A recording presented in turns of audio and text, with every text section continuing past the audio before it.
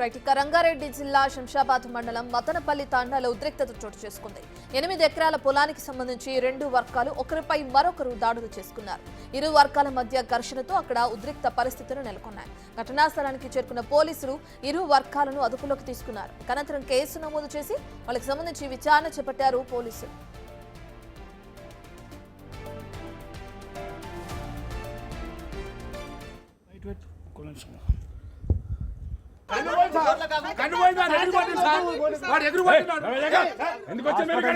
Hospital తీసుకు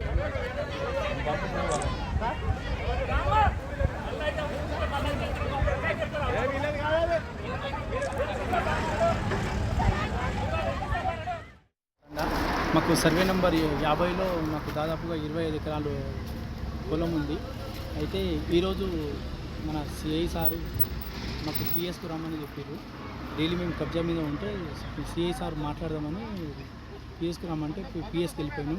ఆ లోపే వైస్ ఎంపీపీ మాజీ వైస్ ఎంపీపీ మోహన్ నాయక్ ఆయన రాజకీయ అండదండలతోని ఆయన ఈ రౌడీలను తెచ్చి దాదాపుగా 100 మందిని తెచ్చి మేము సార్తో మాట్లాడి వచ్చేసరికి అంతా గోడల మీద మా పేర్లు ఉన్నాయి, సర్వే నెంబర్లు ఉండే, ఆ కేసు నెంబర్లు ఉండే, అవన్నీ రాసి ఉండే. అవన్నీ ఇప్పుడే మొత్తము పలగొట్టేసి మా సీసీ కెమెరాలు ఉండే, సీసీ కెమెరాలు కూడా పలగొట్టిరు.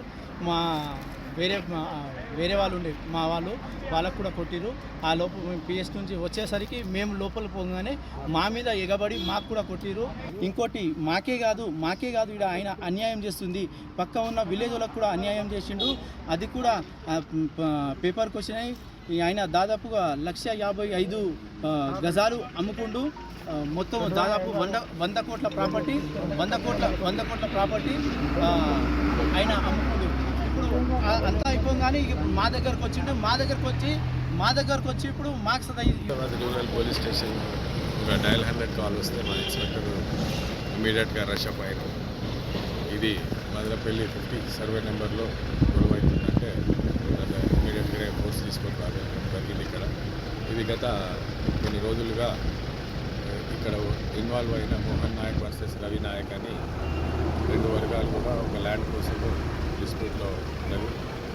వెరిఫై చేస్తే ఇక్కడ 5-6 సంవత్సరాల నుంచి మామిడి చెట్లు పెట్టి ఒక వర్గం వారు దాన్ని చూసుకుంటున్నట్టు తెలిసింది. ఇంకొక వర్గం వారు వాళ్ళ పేరు మీద గతంలో డాక్యుమెంట్స్ వచ్చినాయని చెప్పి ఇది మాకు కావాలని చెప్పి రావడం జరుగుతున్నది. ఇద్దరు కూడా కొంత 50 మందిని మొబిలైజ్ చేసుకొని ఇక్కడ రావడం జరిగింది. ఇమీడియట్గానే మేము దగ్గర ఫోర్స్లోకి వచ్చి అందరినీ డిస్పర్స్ చేయడం జరిగింది. ఇది కూడా అందరికీ చెప్పే విషయం ఏంటంటే పొజిషన్ ఎవరైతే కన్సిడరబుల్ టైం అయింది పొజిషన్లో ఉన్నారో వాళ్ళని డిస్టర్బ్ చేయడం అనేది కుదరదు. ఓన్లీ డ్యూ ప్రాసెస్ కూడా మీరు లీగల్గా వచ్చి ఆ పొజిషన్ తీసుకోవాలి. కానీ ఇట్లా దౌర్జన్యంగా వచ్చి వాళ్ళని దానికి మేము ఉంటాము అంటే చట్టపరంగా కఠిన చర్యలు తీసుకోవడం జరుగుతుంది. డాక్యుమెంట్స్ ఎవరైతే ఉంటారో వాళ్ళు కోర్టుకు పోయి తీసుకోవాలి. వాళ్ళు 20 years బ్యాక్ వేరే వాళ్ళ కంపెనీ వాళ్ళు చెప్తున్నారు. దీన్ని ప్రాపర్గా వెరిఫై చేసి కేసులు రిజిస్టర్ చేసి అగ్రెసర్స్ మీద కఠిన చర్యలు తీసుకుంటాం. మేము ఈ భూమి నేను ఒక వ్యక్తి నుంచి కొన్న భూములు ఇవి. నేను వేరే వాళ్ళ నుంచి కొన్న భూములు ఇవి. నేను దాదాపు 8 సంవత్సరాల నుంచి 10 సంవత్సరాల నుంచి కొన్నాను. నేను భూమి దీనికి సంబంధించిన డాక్యుమెంట్లు ప్రతిదీ కూడా పోలీస్ స్టేషన్లు ఇచ్చాను, హైకోర్టులో ఇచ్చాను. హైకోర్టు నాకు ఆర్డర్ కూడా ఇచ్చింది. ఇప్పుడు పోలీస్ స్టేషన్లు కూడా నా డాక్యుమెంట్ ప్రతిదీ 2 సార్లు ఇచ్చాను. 2 సార్లు ఇది 3వ సారి నా మీద అఘాయిత్యం చేయడం వీళ్ళు, ఇది 3వ సారి మా మీద ఇప్పుడు దాడి చేయడం వీళ్ళు. ఇంతకుముందు 2 సార్లు వస్తే పోలీసు వాళ్ళు అన్ని డాక్యుమెంట్లు పరిశీలించి ఎవరి డాక్యుమెంట్లు ఉన్నాయి ఎవరు లేదని అన్ని పరిశీలించి 2 సార్లు ఎఫ్ఐఆర్ కట్టి ఉన్నారు. ఆల్రెడీ 2 ఎఫ్ఐఆర్లు అక్కడనే ఉన్నాయి. ఇప్పుడు వచ్చి మా పొలానికి వస్తే ఇంకా వాళ్ళు గుమ్మిగుడి మమ్మల్ని ఒక సంపనీకి డైరెక్ట్ సంపనీకే వచ్చారు. ఇప్పుడు ఎట్లా కొనుగోలు చేశారు? అసైన్ భూములు అంటే ఇప్పుడు ఒకటి ఇగో ఈ పక్కన అంతా 500 ఎకరాలలో పక్కన అందరూ కొన్నాళ్ళు. నేను ఒక గిరిజన బిడ్డని నేను కూడా వేరే వాళ్ళు ఈ గిరిజనులు మిస్యూజ్ చేసిన తర్వాత ఏం చేశారంటే నేను కూడా వ్యవసాయం చేయటం, నేను గిరిజన బిడ్డ కాబట్టి మా గిరిజన కుటుంబం కాబట్టి మేము వ్యవసాయం మీద ఆధారపడే మా కుటుంబం అదే ఆధారం కాబట్టి మేము కొని వ్యవసాయం ఆధారమే చేస్తున్నాం. ఇందులో వ్యవసాయం చేసి మేము బతుకుతున్నాం తప్ప ఇందులో మేము వేరే అది చేస్తాం. మాకు బతుకు తెరువు గురించి కొని మేము బతుకుతున్నాం మా ఫ్యామిలీ. రైట్ ఇదే విషయానికి సంబంధించిన పూర్తి డీటెయిల్స్ అందించడానికి మా ప్రతినిధి రానా అందుబాటులో ఉన్నారు. రానాతో మాట్లాడదాం. రైట్ రానా, రాజకీయ అండదండలు ఉన్నాయి అనే ఆరోపణలు కూడా తెరపైకి వస్తున్నాయి. ఏదైతే గొడవ జరిగిందో వాళ్ళ ఇరు వర్గాలకి సంబంధించి అని అంటున్నారు. అంటే మొదటిగా మనం అసలు గొడవ ఎప్పుడు జరిగింది, ఎలా స్టార్ట్ అయింది, ఎందుకు గొడవ జరగడానికి కారణాలు ఏంటి? కేవలం 8 ఎకరాల పొలానికి సంబంధించి ఈ విధంగా దాడి చేసుకోవడం ఎంతవరకు కరెక్ట్ అంటే ఎలా చూడొచ్చు రానా?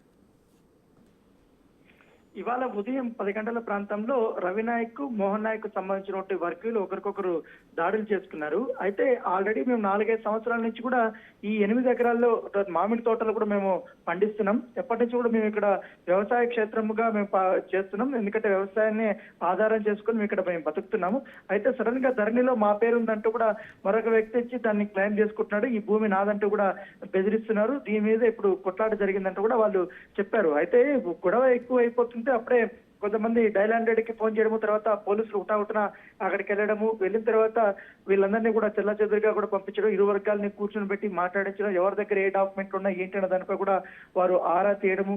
ఆరా తీసిన తర్వాత పోలీస్ స్టేషన్ కి రమ్మని కూడా చెప్పడం జరిగింది. ఎందుకంటే ఇప్పుడు ఒకరి మీద ఒకరు దాడులు చేసుకొని చంపుకునే స్టేజ్ కి వెళ్ళిపోతున్నటువంటి నేపథ్యంలో పరిస్థితులు అక్కడ అదుపు తప్పకుండా పోలీసులు వెంటనే రంగప్రవేశం చేసి అక్కడ ప్రశాంతమైనటువంటి వాతావరణం అనేది నెలకొల్పడం జరిగింది. ప్రస్తుతం అయితే ఇరు వర్గాలతో కూడా పోలీసులు మాట్లాడారు. దాంతోపాటు ఈ కోర్టు కేసు కూడా ఉందని వీళ్ళు చెప్తున్నటువంటి నేపథ్యంలో ఒకరికి పొజిషన్ వచ్చిందనేసి ఒకరు క్లెయిమ్ చేసుకుంటారు, మరొకరు మాత్రం అన్ని రకాలుగా కూడా డాక్యుమెంట్స్ మా దగ్గర ఉన్నాయి, దాంతోపాటు ఒరిజినల్ సంబంధించినటువంటి డాక్యుమెంట్స్ కూడా మాతో ఉన్నాయి. వీళ్ళు తప్పుడు ధృవపత్రాలు తీసుకొని వచ్చి ఈ రకమైనటువంటి కబ్జాకు పాల్పడ్డట్టు మరొక వర్గం కూడా వీరిపైన ఆరోపణలు చేస్తున్నాయి. సో ఈ నేపథ్యంలో అక్కడి నుంచి వాళ్ళందరినీ కూడా పంపించేశారు. అయితే కొంతమంది మాత్రం మామిడి చెట్టు మేము 4 సంవత్సరాల నుంచి కూడా మేము నాటాం కాబట్టి మేము ఇక్కడే వ్యవసాయం చేసుకున్నాం, అప్పుడు లేనటువంటి అబ్జెక్షన్ ఇప్పుడు ఎందుకు వచ్చిందంటే కూడా వాళ్ళు అక్కడే కూర్చున్నారు. చాలా వరకు కూడా ఒకరికొకరు దాడులు చేసుకున్నారు. ఒకరిపై దాడులు చేసుకున్న గాయాల పాలైనటువంటి అయిపోతుంది. రాణా ఇప్పటికే చూసుకుంటే వీళ్ళపైన కేసు కూడా నమోదైందని చెప్తున్నారు. ఏ సెక్షన్ల కింద కేసు నమోదు చేయడం జరిగింది రాణా పోలీసులు? అక్రమంగా ఒకరి భూమిలో చొరబడ్డమే కాకుండా వారిపైన దాడులు చేశారనేది కూడా రవినాయక్ మీద మోహన్ నాయక్ మీద ఇద్దరి మీద కూడా ఇప్పుడు కేసులు నమోదు చేశారు.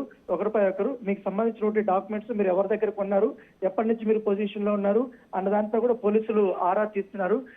దాంతోపాటు గత కొంతకాలంగా రవినాయక్ మధ్య అలాగే మోహన్ నాయక్ మధ్య కూడా కొద్దిగా ఘర్షణ వాతావరణం అయితే జరుగుతున్నట్టుగా అక్కడ ఉన్నటువంటి స్థానికులు కూడా వాళ్ళు చెప్తున్నారు.